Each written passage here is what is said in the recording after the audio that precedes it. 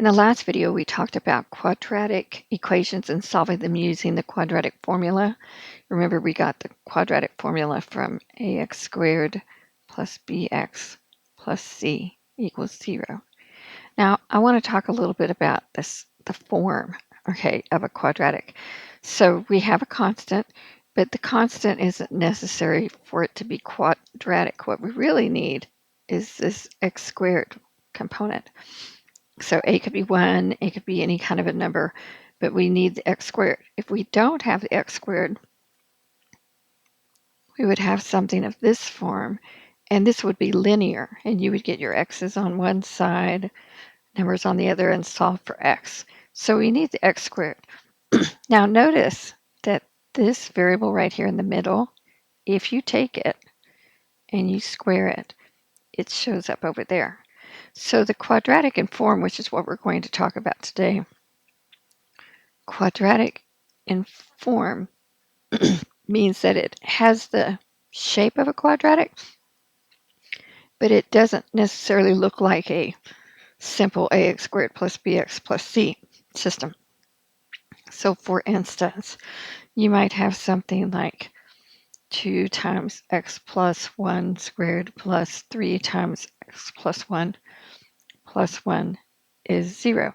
So it would be quadratic in form and expected like what we've seen before if it looked something like this, where it was just an x and you square it, it's over here. So this is just a little bit more complicated. It's not just an x, it's an x plus 1. So the way we check that this is quadratic in form is this one here in the middle that would normally be associated with your b. If you take that out and you square it, it shows up over here. So that makes it quadratic in form. So what we do is we go, I know how to solve this kind of a quadratic. So we're going to use that system and make it look like that, but we're going to use a different variable. So sometimes they call this a change of variable technique.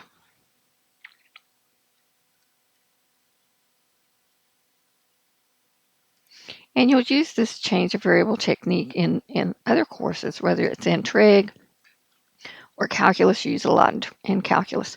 And one of the letters, you can use any letter you want, but one of the letters they use a lot is U. And we will say, all right, we're going to let U be in place of the x plus 1. So everywhere we see an x plus 1, we're going to call it U. So this x plus 1 right here is going to be U. And this x plus 1 is going to be U, but it's squared. So you have 2u squared plus 3u plus 1 is 0. So now it looks kind of what we expect a quadratic to be. And what we would do is we would then use any of the techniques we've learned so far. The quadratic formula, factoring. If it's something where you could do the square root principle, complete the square, whatever you want to do on it, you would do it on this U version. So let's keep going. Now, there's a video on the A times C method, or which is sometimes a trial and error method is what they call it for these that don't have a lead coefficient of 1 and don't follow any particular pattern. So I'm going to cut down to the factoring for just a moment, just so that we can get past this. And we would have 2u plus 1 and u plus 1 is equal to 0. And you can see that that's the correct factors because u times u is 2u squared, 2u plus 1u is 3u, and 1 times 1 is 1. So these are the correct factors. And there's a section on factoring in the Math Basics that's also on this YouTube site, so you could go look for that. Now, if these two things multiply together to get you 0, either 2u plus 1 is 0 or u plus 1 is 0.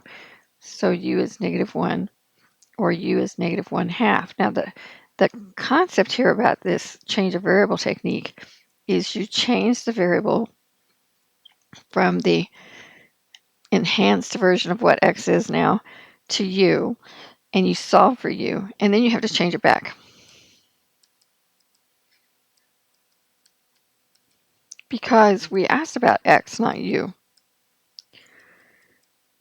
So remember, we said u is going to represent x plus 1. So this u is x plus 1. And this u is x plus 1. So x would be negative 3/2, or x would be negative 2. And these would be your answers. Now, you could have done this, by what they call expanding, taking this way, and gone, this is 2x plus 1 squared is x squared plus 2x plus 1. 3 times x plus 1 is 3x plus 3. So 2x squared plus 4x plus 2 plus 3x plus 3 plus 1 turns out to be 2x squared plus 7x plus 6, which doesn't look like this, but hang on. And then when you factor this down, you get x plus 2 times 2x plus 3. Still doesn't match this yet. So either x plus 2 is 0, 2x plus 3 is 0. So x is negative 2, x is negative 3/2. So now they match. So you could expand it, but if they ask you to use the change of variable technique, you have to do it that way. And sometimes you just have to play to your strengths. Maybe you're better at expanding these binomial squares out. Maybe you're better at changing into u, but you can't ignore this change of variable concept because you will need it. Most likely you'll be asked for it specifically on a test, but you'll also need it in future classes. So you can't just say, I'm just going to skip this one and learn something else. Can't do that. All right, let's do another one. So what if we have 2x minus 1 to the 2/3 plus 2 times 2x minus 1 to the 1/3 minus 3 is equal to 0. And you look at it and go, okay. So you just have to have faith in yourself that you can do this and go, maybe it's quadratic in form because this square right here kind of makes me think that. So let's see. So if that's true, if I take this out, which is 2x minus 1 to the 1/3, and I square it, does it show up over here? That's my question.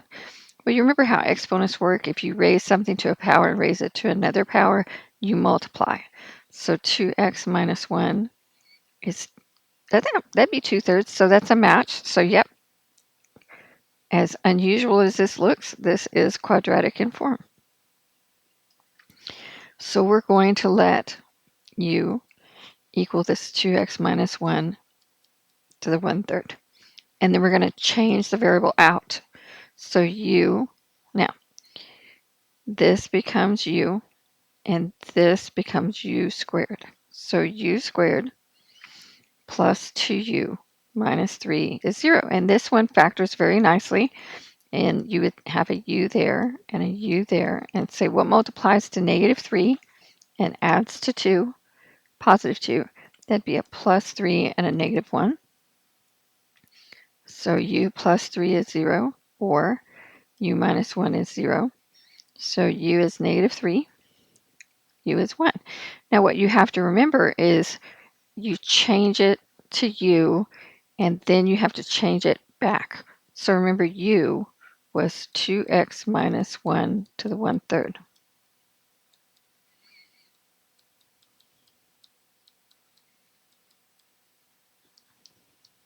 All right. Now, how do you solve something to the 1/3 power? I need to blow that up just a little bit so I can get the 1/3 to fit.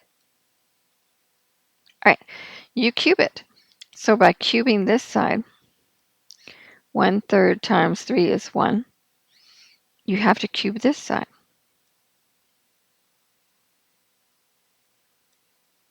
And the same for the second solution. So this would be 2x minus 1, and negative 3 cubed is negative 27.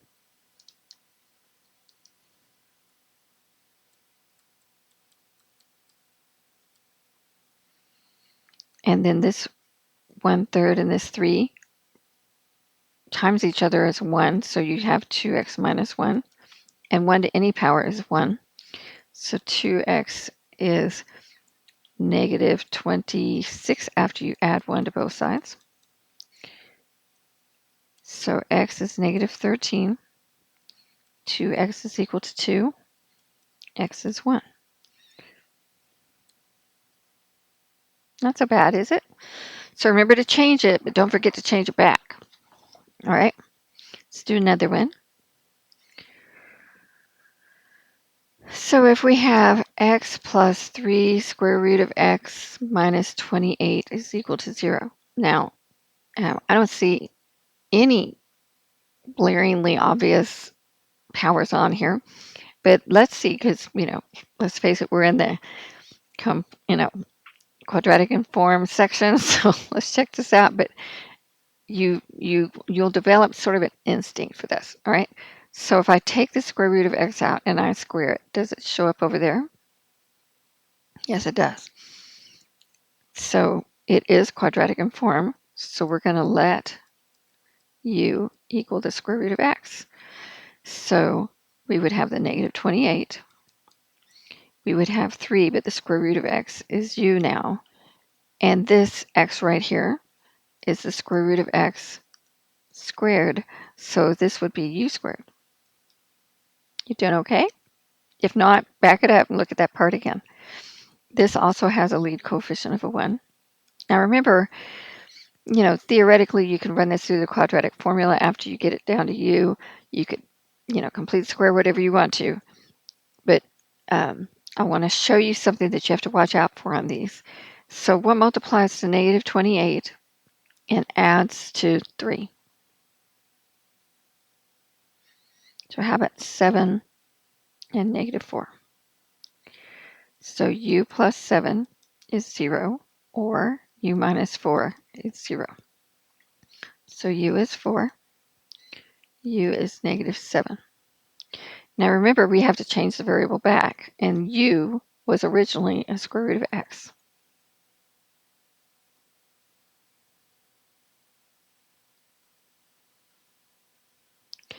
And how do you get x down here by itself? You square the square root of x, and you square this side. And you square, and you square. So x is, and negative 7 squared is 49. And 6, just told you the answer. Okay, I was going to say 16. And 4 squared is 16. Now, I need you to stop for a second. And somewhere back in the previous videos, your previous math work, or whatever's going on, there was something that should be kind of working at your subconscious to say, maybe there's something we were supposed to do when we square both sides of an equation, right, like we did right here. When we square both sides of an equation, do you remember what it is? There's an extra step that's not written down here anywhere that we have to do. Do you remember? Well, when you square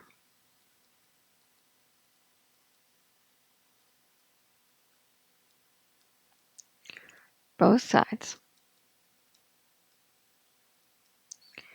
of an equation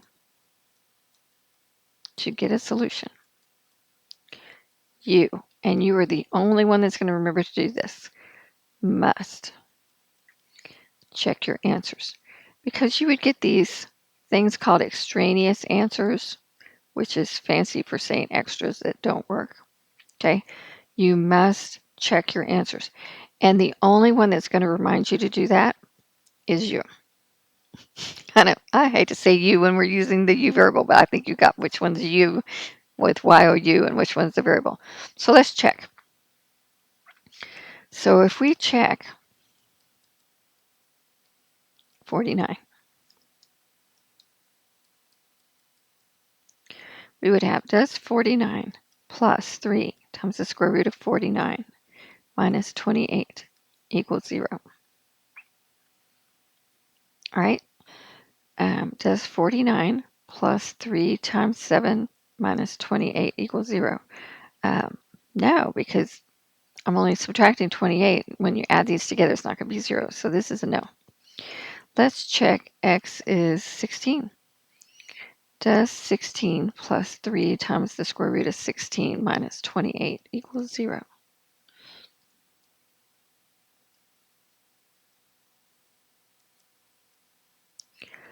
Does 16 plus 3 times 4 minus 28 equals 0?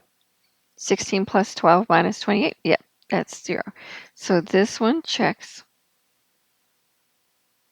and this one does not. All right, one more. Let's try x to the 4th minus 6x squared minus 91 equals to 0. This one kind of even seems like it's quadratic in form. So if I take out this x squared and I square it, remember you multiply these two, then 2 times 2 is 4, and yes, that shows up over there. So this is quadratic in form. So we're going to let u be x squared. Now, it's not the coefficient that you let be u, just the variable part. All right, so we would have u squared minus 6u minus 91 equals to 0. So what multiplies to 91? That's a good question. What multiplies to negative 91? 1 and 91, that's not going to add to negative 6. 2 won't go into it, 3 won't go into it, 4 won't go, 5 won't go, 6 won't go, 7 goes into it 13 times. So if this was negative and this was plus, that would work. So u plus 7 is 0, or u minus 13 is 0. So u is 13, u is negative 7. Now remember, we have to change the variable back. So you would have x squared is equal to 13, or x squared is equal to negative 7. Now, how do you get just an x from that? You're going to square root both sides.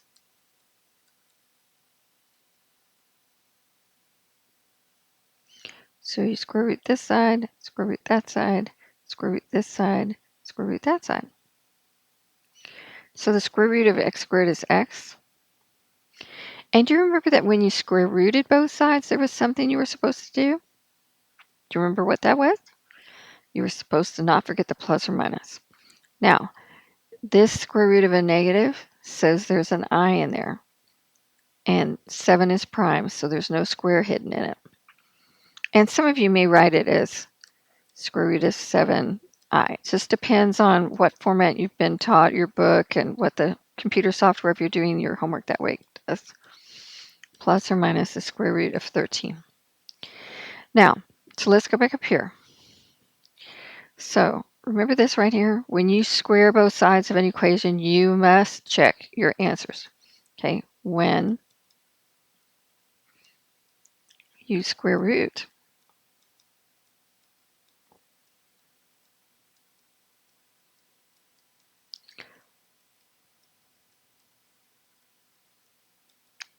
both sides of an equation to find a solution, you must remember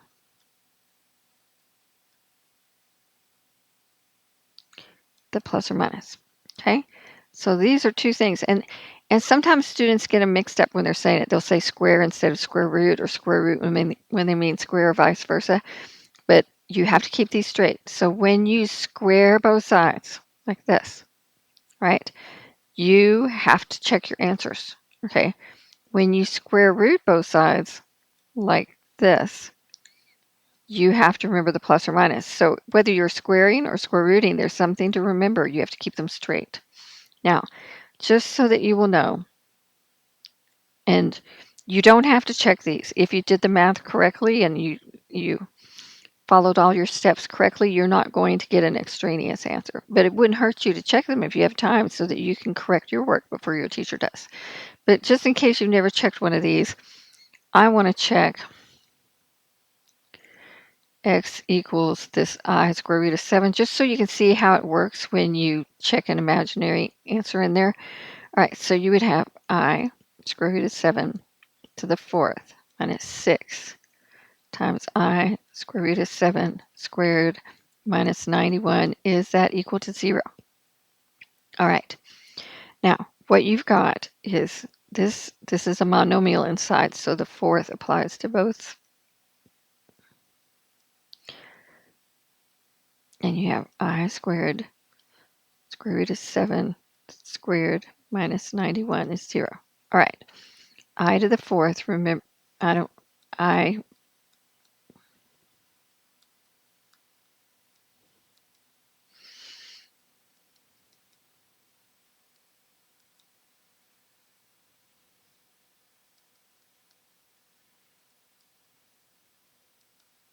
looks like this. Okay. So, and I'll make a video on how these i's work. So I to the 4th is 1, right? So this is 1.